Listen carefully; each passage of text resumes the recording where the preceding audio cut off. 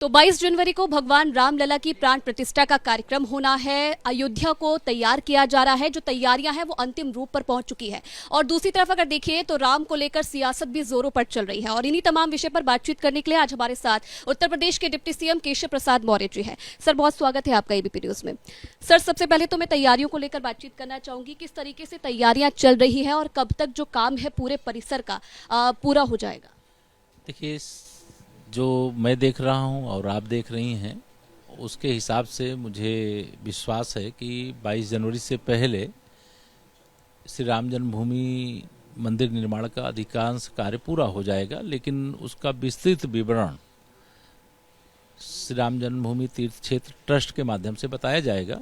लेकिन जो अयोध्या आने वाले लोग हैं उनके स्वागत की दृष्टि से, अयोध्या के मंदिर के अलावा अन्य विकास कार्यों की दृष्टि से, जो अयोध्या में बहुत प्राचीनतम मंदिर हैं जो जर्जर हो गए थे उनके जीर्णोद्धार की दृष्टि से, सरयू मैया के घाटों की दृष्टि से, एयरपोर्ट की दृष्टि से, रेलवे स्टेशन की दृष्टि से, बस स्टेशन की दृष्टि से, जलमार्ग की दृष्टि से सभी आवश्यक कदम उठाए जा रहे हैं।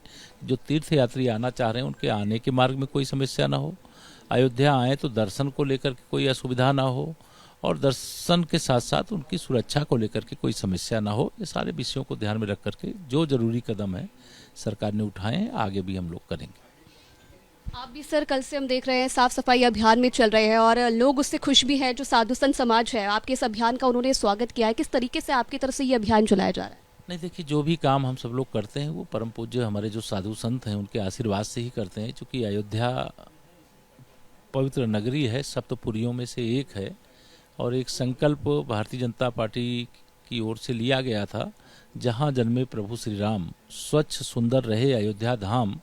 उसके क्रम में अभियान जब हम लोगों ने शुरू किया था तो पार्टी के पदाधिकारियों से शुरू किया था, कार्यकर्ताओं से शुरू किया था। अब इस अभियान का हिस्सा कि अयोध्या स्वच्छ रहे, सुंदर रहे, अयोध्या वासी भी हो गए। आज तो मेरे साथ कई पूज्य साधु संत भी स्वच्छता के कार्यक्रम में लगे हुए थे और मुझे देख करके आनंद भी हुआ। लेकिन हम लोग स्वयं इस स्वच्छता के अभियान को बहुत प्राथमिकता दे रहे हैं। हमारे प्रधानमंत्री आदरणीय नरेंद्र मोदी जी स्वच्छ भारत और स्वस्थ भारत का संकल्प जो देश के लाल किले में 15 अगस्त को खड़े होकर के दोहराया था, और प्रयागराज में जब 2019 का कुंभ लगा था जिसमें 24 करोड़ लोगों ने स्नान किया था, उस कुंभ के दौरान स्वच्छता ऐसी थी कि गंदगी का एक कण भी किसी मेला के क्षेत्र में नहीं दिखाई दिया। तो इतने प्रभावित हुए कि जो सफाई करने वाले कर्मचारी थे उनको कुर्सी पर बैठाया, उनका चरण धोने करके उनको सम्मानित करने का काम किया।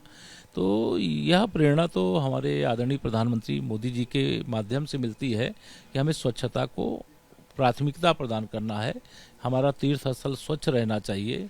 अयोध्या का आकर्षण भी इस समय देश में, दुनिया में आप सबकी तरफ से भी बहुत लगातार बना हुआ है, और रामलला का जैसे जैसे मंदिर बनता जा रहा है वैसे वैसे आकर्षण भी और बढ़ता जा रहा है, और भक्तों की भारी भीड़ भी आने की संभावनाएं हैं।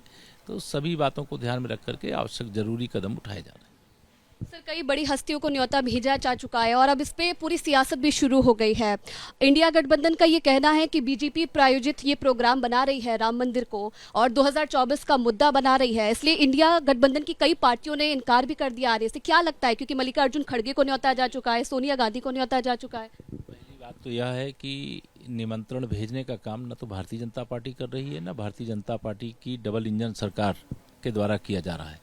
निमंत्रण भेजने का काम श्री राम जन्मभूमि तीर्थ क्षेत्र ट्रस्ट के जो पूज्य अध्यक्ष हैं नृत्य गोपाल दास जी महाराज, उनके निर्देश पर श्री राम जन्मभूमि तीर्थ क्षेत्र ट्रस्ट के माध्यम से किया जा रहा है। और जिनको निमंत्रण जा रहा है वो आएंगे अयोध्या में, तो सरकार की ओर से हम लोग अयोध्या में आने पे उनका स्वागत भी करेंगे, उनकी सुरक्षा भी करेंगे।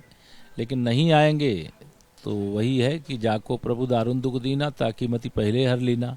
उनके विरोध करने से रामलला का भव्य मंदिर का प्राण प्रतिष्ठा समारोह भी नहीं टलने वाला है, और उनके विरोध के बाद भी एक बड़ी लड़ाई में विजय प्राप्त हुई है और राम भक्तों की जीत हुई है। इसलिए जब हम लोग नारा लगाते थे रामलला हम आएंगे, मंदिर भव्य बनाएंगे, सौगंध राम की खाए हैं, मंदिर वहीं बनाएंगे, तो यह विरोधी उपहास करते थे कि यह तारीख नहीं बताएंगे। अब तो 22 जनवरी 2024 की तिथि फाइनल हो गई है।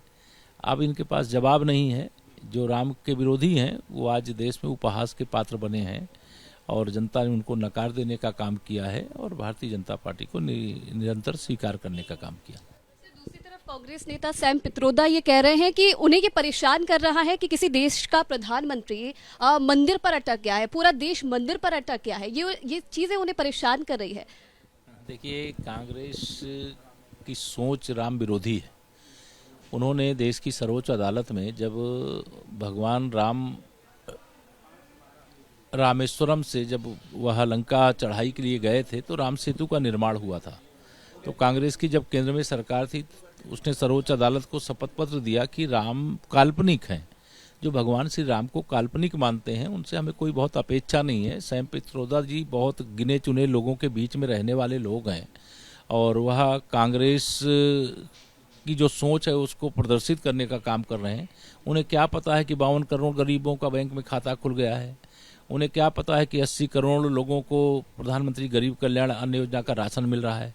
उन्हें क्या पता है कि 12 करोड़ माताओं बहनों के घर में भी गैस का सिलेंडर पहुंच गया है, चूल्हा पहुंच गया है, उनके घर में भी गैस में के चूल्हे पर भोजन बनने लगा है। सौभाग्य योजना से जिन घरों में अंधेरा था वहाँ उजाला हो गया है। 4 करोड़ गरीबों के प्रधानमंत्री आवास बन गए हैं, गांव की सड़कें बन गई हैं, बिजली की उपलब्धता है, सुरक्षा व्यवस्था है, देश आत्मनिर्भर बन रहा है। ये फ्रस्ट्रेशन जो कांग्रेसियों का है वो बोल रहा है। वो राम मंदिर निर्माण के बाद प्राण प्रतिष्ठा समारोह को पचा नहीं पा रहे हैं, उनका हाजमा बिगड़ गया है। किसी अच्छे डॉक्टर से कोई हाजमोला वगैरह लें, ठीक हो जाएगा। सर, दूसरी तरफ समाजवादी पार्टी के नेता शफीकुर रहमान बर्क ये कह रहे हैं कि अगर न्योता मिला तो भी वो नहीं जाएंगे। दूसरी तरफ स्वामी प्रसाद मौर्य ने एक बार फिर से हिंदू धर्म पर सवाल उठा दिए हैं। तीसरी तरफ हम देख रहे हैं कि अखिलेश यादव, डिम्पल यादव ये कह रहे हैं कि अगर उन्हें न्योता आता है तो वो जरूर जाएंगे। उस पर मुझे कोई टिप्पणी नहीं करना, लेकिन जहाँ तक स्वामी प्रसाद जी की बात कर रही हैं आप, वो 101% श्री अखिलेश यादव जी जो लिख करके देते हैं वो पढ़ते हैं। उनके रट्टू तोता हैं, वो जो लिख करके देंगे उससे एक शब्द कम भी नहीं बोल सकते, एक शब्द ज़्यादा भी नहीं बोल सकते। इसलिए उन पर कोई सवाल करने का विषय नहीं है। जहाँ तक निमंत्रण की बात है वो ट्रस्ट देगा निमंत्रण, वो आएंगे कि नहीं आएंगे वह उनका विषय है। लेकिन हमारी तरफ से इतना ही है कि अयोध्या को हम सजाएंगे, संवारेंगे, यहाँ सारी व्यवस्थाएं करेंगे और जो तीर्थ यात्री आएंगे उनको कोई असुविधा न हो। धार्मिक पर्यटन के माध्यम से शायद किसी को अंदाजा नहीं है कि करोड़ों रोजगार भी सृजित हो रहे हैं। काशी विश्वनाथ का जो धाम बन करके तैयार हुआ, 2 वर्ष में 13 करोड़ लोग काशी आए हैं। और अगर 13 करोड़ लोग आए हैं काशी में तो स्वाभाविक है कि उससे कितना रोजगार मिला है काशी को। उसी प्रकार से अयोध्या में तो जनसैलाब उमड़ रहा है और अभी तो रामलला अपने जन्मस्थान पर विराजमान नहीं हुए हैं। 500 साल की लड़ाई के बाद यह शुभ दिन आ रहा है, तो क्या यहाँ पे सैलाब आएगा उसका हम सबको अंदाजा है और उसके हिसाब से हम लोगों की तैयारी भी। सर, उसकी तो तैयारी पूरी हो गई है, लेकिन प्रधानमंत्री आने वाले हैं 30 तारीख को, उनके कार्यक्रम को लेकर क्या तैयारी, क्या जानकारी? देखिए, माननीय प्रधानमंत्री जी 30 दिसंबर को आएंगे तो उनका 2 कार्यक्रम तो सरकारी है। क्योंकि भगवान श्री राम जब लंका विजय करके आए थे और अयोध्या पहुंचे थे तो वह पुष्पक विमान से पहुंचे थे, उस समय एयरपोर्ट रहा होगा। तो देश के प्रधानमंत्री जी को लगा कि जब त्रेता युग में एयरपोर्ट रहा होगा तो आज अगर राम भक्तों की, राष्ट्र भक्तों की सरकार है तो रामलला का भव्य मंदिर बन रहा है, देश और दुनिया से राम भक्त आएंगे तो एयरपोर्ट यहाँ पर होना चाहिए।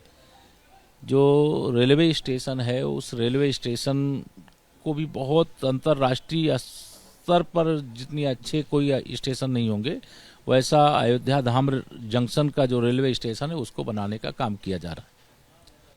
धन्यवाद सर। तो ये थे यूपी के डिप्टी सीएम केशव प्रसाद मौर्य, जिन्होंने बताया कि अयोध्या में रामलला की प्राण प्रतिष्ठा से पहले किस तरीके से तैयारी है और जब प्रधानमंत्री नरेंद्र मोदी 30 दिसंबर को अयोध्या आने वाले हैं तो क्या कार्यक्रम की तैयारी फिलहाल की जा रही है। कैमरामैन आदित्य के साथ मैं आयुषी नेगी, एबीपी न्यूज।